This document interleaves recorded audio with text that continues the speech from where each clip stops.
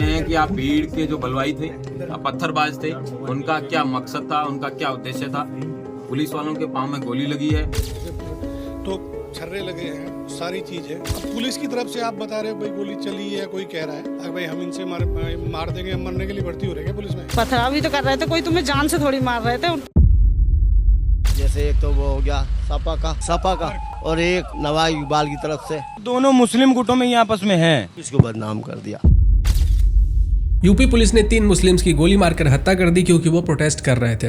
Protest चल रहा था संभल के जामा मस्जिद के सर्वे के खिलाफ। उत्तर प्रदेश की गवर्नमेंट लोगों की जान ले रही है क्योंकि वो मस्जिद को तोड़कर मंदिर बनवाना चाहते हैं। ये जामा मस्जिद बहुत पुराना है और प्रोटेक्टेड है, फिर भी इसके खिलाफ साजिश की जा रही है वगैरह वगैरह। और ये आपको पिछले 2-3 दिनों से सुनने के लिए मिल रहा होगा और नैरेटिव भी कुछ वैसा ही बनाया जा रहा है। लेकिन सच क्या है, पूरी कहानी कहाँ है और क्या है, यही हम आपको आज बताने वाले हैं आज के इस वीडियो में। कोई महिला कह रही है कि मुस्लिम्स ने पत्थर मार दिए तो क्या हो गया, किसी की जान थोड़ी ले ली। पुलिस वालों से रिपोर्टर इनडायरेक्टली कह रहे हैं कि आपको अपनी जान बचाने का कोई हक नहीं है। और तो ट्रैक्टर भर भर के ईंट पत्थर रखे गए थे ताकि अटैक करने में कोई भी मुश्किल ना हो। दूसरी तरफ इन दंगाइयों और पत्थरबाजों को बचाने में सपा और बाकी के जो नेता है वो जुट चुके हैं। तो चलिए पूरी कहानी जानते हैं और इनका पूरा सिस्टम कैसे काम करता है इसको समझने की कोशिश करते हैं। जब इस्लाम भारत में नहीं आया था तब इस संभल के जामा मस्जिद के स्थान पर हरिहर मंदिर हुआ करता था।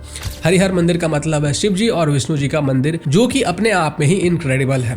इस हरिहर मंदिर का उल्लेख कई पुराणों में भी किया गया है और कई लोग ये बताते हैं कि यह मंदिर भगवान विष्णु के 10वें अवतार कल्कि के लिए डेडिकेटेड है। और ये जो जगह है संभल, इसको पुराणों में बहुत ज्यादा महत्वता दिया गया है क्योंकि ये एक खास शहर है। इसके बारे में पुराणों में कहा गया है कि यहीं पे भगवान विष्णु के 10वें अवतार कल्कि का जन्म होगा, जो संसार से बुराइयों का खात्मा करेंगे और कलयुग का अंत करेंगे। और इसका उल्लेख मत्स्य पुराण, श्रीमद् भगवत पुराण और स्कंद पुराण में भी मिलता है। अब होता यह है कि जब इस्लाम भारत में फैलाया जाता है तब उसके बाद बाबर कई मंदिरों को तुड़वाकर मस्जिद बनवा देता है, जिसमें कि अयोध्या का राम मंदिर भी शामिल है और ये हरिहर मंदिर भी इसमें शामिल था। बाबर ने साल 1526 में इस मंदिर को तुड़वाकर जामा मस्जिद बनवा दिया और इस चीज के बारे में बाबरनामा और ऐने अकबरी में भी मिलता है। और साथ में 1857 के ब्रिटिश आर्कियोलॉजिस्ट एचकेएल कार्लिएले ने भी कहा था कि इस जामा मस्जिद के जो पिलर्स है वो पुराने हिंदू मंदिरों से मेल खाते हैं। अब इसी जामा मस्जिद के सर्वे के लिए आर्कियोलॉजिकल सर्वे ऑफ इंडिया के अधिकारी पहुंचते हैं, पर इससे पहले कि कुछ होता सब कुछ प्री प्लानिंग करके रखी हुई थी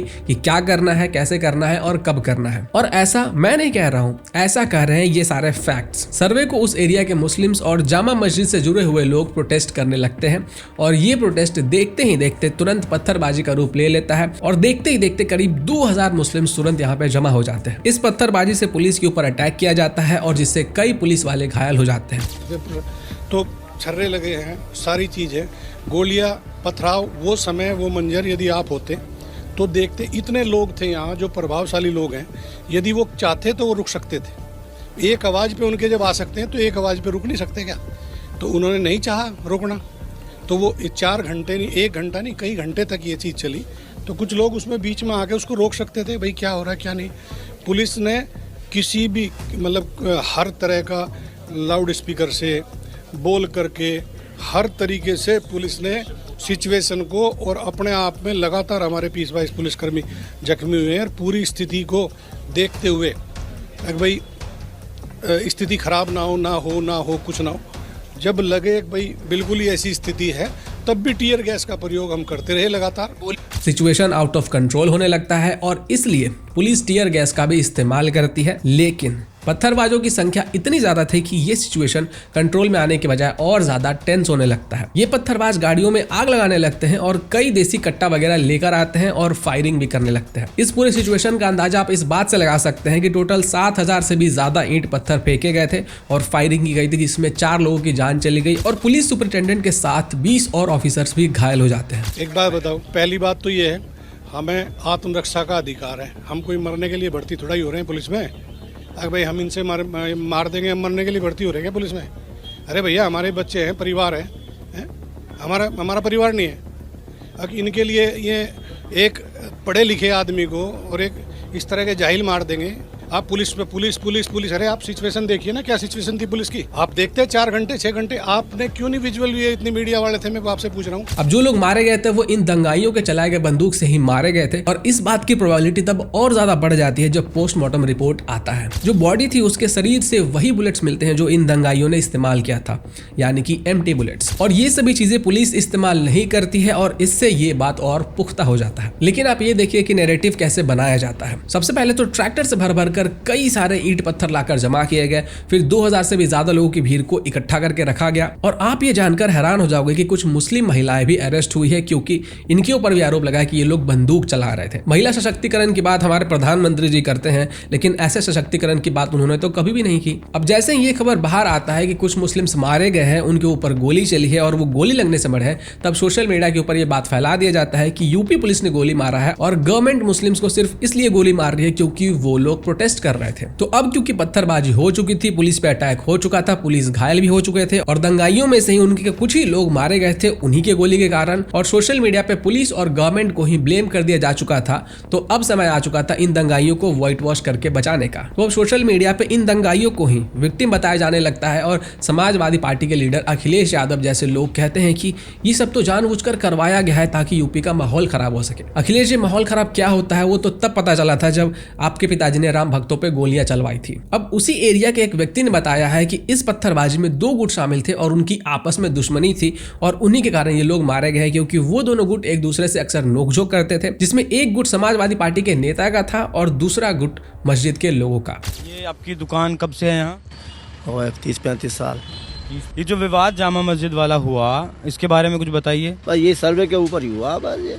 परिवार वालों का कहना है कि पुलिस की जो गोली से मारे गए वो लोग, लेकिन पोस्टमार्टम रिपोर्ट में ऐसा नहीं आया। पुलिस की गोली से नहीं मारा, ये तो आपसी रंजिश है दोनों पार्टियों में, मंदिर और मस्जिद को लेकर ही। नहीं, इसमें ही 2 गुट हैं। कैसे 2 गुट? जैसे एक तो वो हो गया सपा का, हाँ, और एक नवाब इकबाल की तरफ से। दोनों में आपस में रहती है ना कटिंग, अब क्या पता किसकी तरफ से चली। अच्छा, दोनों मुस्लिम गुटों में ही आपस में हैं। उन दोनों के लोगों की भीड़ थी या किसी एक गुट की भीड़ थी? दोनों की भीड़ थी। तो उन लोगों ने अपनी जो रंजिश है वो उस भीड़ के चक्कर में निकाली, इसको बदनाम कर दिया, पुलिस को बदनाम कर दिया। हाँ, क्योंकि पोस्टमार्टम में ऐसा है कि जो तमंचे होते हैं, तमंचे से फायरिंग की गई, उसके बाद ही वो लोग मारे गए। रखेगी नहीं अपने पास, पुलिस तमंचा क्यों रखेगी अपने पास?